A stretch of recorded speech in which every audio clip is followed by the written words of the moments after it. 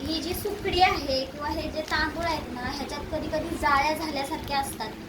जे धान्यामध्ये तांदूळ वगैरे आळ्या झाल्यानंतर जाळ्या होतात ना, तशा जाळ्या झाल्यासारखं बी होतं कधी कधी. आणि असं निघालेलं आहे. मी स्वतः त्या पिशव्या फेकलेल्या आहेत.